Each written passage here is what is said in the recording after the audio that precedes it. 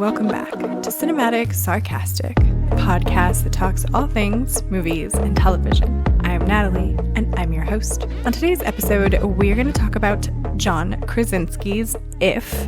Now, if any of you have not seen this trailer, I don't know why you wouldn't have. There's a big purple dude, so it feels like most people have seen at least a poster of it. But if anybody is not familiar with it, this is another film that John Krasinski has written and directed. I really do enjoy a lot of his previous work. A Quiet Place is one of my favorites. I really love both of those films. I am excited for when Day One comes out and we can move past that and get to A Quiet Place Part 3, which I'm not entirely sure whether or not that is still happening. But I love John Krasinski's writing style. I love his directing style, at least for that franchise. So going into this one, especially considering that there was such an incredible cast, which I feel like no duh. You know, John Krasinski probably just phoned a friend for the majority of everyone that is in this.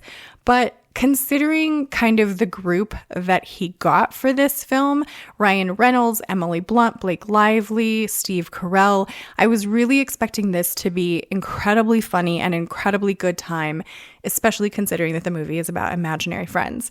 So if anyone hasn't sort of seen the trailer, and I'm going to try not to give away too many spoilers, and yes, just explaining kind of what the movie is about would probably be a spoiler. So I'm going to try and do like high level, but essentially what has happened is Ryan Reynolds is sort of teaming up with this little girl in the film who's approximately like 12 years old, played by Kaylee Fleming. She is John Krasinski's daughter in the film.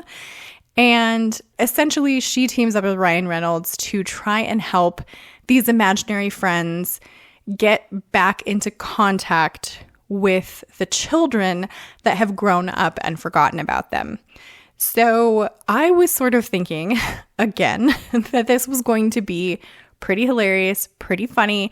You have a lot of funny people in this movie. And I was very, I don't think disappointed is the appropriate word, but maybe taken aback by the fact that it is incredibly depressing. Like, there is very few parts in this film that I found funny or humorous. There are some things that I think like is kind of silly, but not necessarily funny. It is just incredibly sad from start to finish, which I was not expecting. And on top of being incredibly sad, there were a lot of elements in this film that I did not think was really all that necessary. One of those elements being the entire opening sequence. I understand that the event that sort of happens there lends, I guess, to the severity of what's going on with this little girl and kind of lends to the inevitable story that happens later on. But I do not think that it was necessary. I think if you had completely cut that entire scene out, you'd still be stuck with the exact same story. Like with what happens sort of later on, you still could get that heartfelt moment, that sort of deep meaning and purpose behind everything that she's doing. As well as, I don't necessarily think that the imaginary friends, or at least as many of them as there were necessary. And some of the things involving them kind of changed from during the movie and the end of the movie. So like during the movie, there's a very specific thing that sort of has to happen in order for these adult children essentially to reconnect with their imaginary friends. And then towards the end of the movie, that thing's no longer necessary. It just kind of snap happens, which I felt was just incredibly sort of lazy in terms of how it was written to change sort of why things were happening just because it's the end of the film. I think that there were also some pacing issues with this one. It is sort of a slower get-go, which is kind of a bummer because the movie in and of itself is not incredibly long. I think it clocks in at like an hour and 44 minutes. So you're not there for a particularly long time. It's not like a 2-hour plus film, but it does take a while to get going. I think once it gets going, it's pretty okay, but I think it takes pretty much an hour and 44 minutes to actually start to go anywhere. And I think for this movie, that was just a bit too long. Like, I don't necessarily think that the writing for this film was as good as some other things that John Krasinski has done in the past. I also, I'm sure I'm going to get a lot of hate for this one, but I also did not enjoy who Ryan Reynolds plays in this film. I found the element of it to be a little bit creepy. And I don't know if that's just me, but I was not a fan of it. Again, it was also one of those things that sort of didn't make a whole heck of a lot of sense considering everything else that's in the film.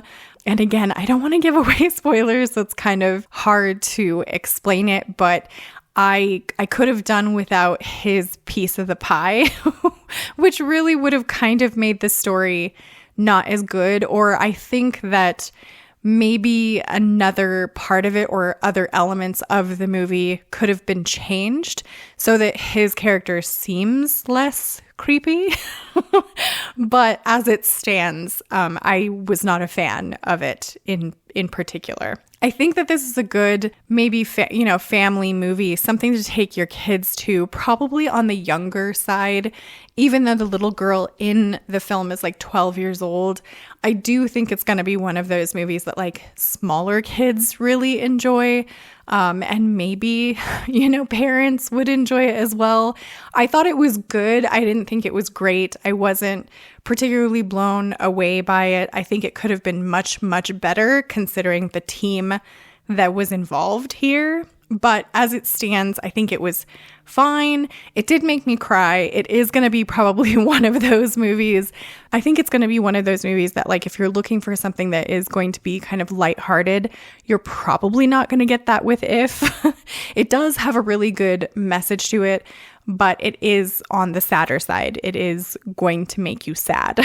So I don't know if this is one that I would watch again. It just, like, it was fine to see the first time, but I don't know that it's something that I would want to watch again unless, I really just needed something to make me cry. But overall, I don't know, not a total win for me, not a loss, but not a total win for me. I think it was kind of run of the mill. It did remind me a lot of sort of a less fantastical version of like Labyrinth in a way. Even though the two stories kind of don't come to the same conclusion, I think a lot of the elements were somewhat similar, but I just don't think that If was done as well. Like, I don't see If becoming a cult classic the way that Labyrinth does, but I think it was fine overall in terms of very similar, kind of the same sort of situation happening a little. That being said, those are my thoughts on If. I would love to know what you guys thought if you have seen this one. Subscribe if you want to join the Movie Nerd family, and I hope to see you in the next episode.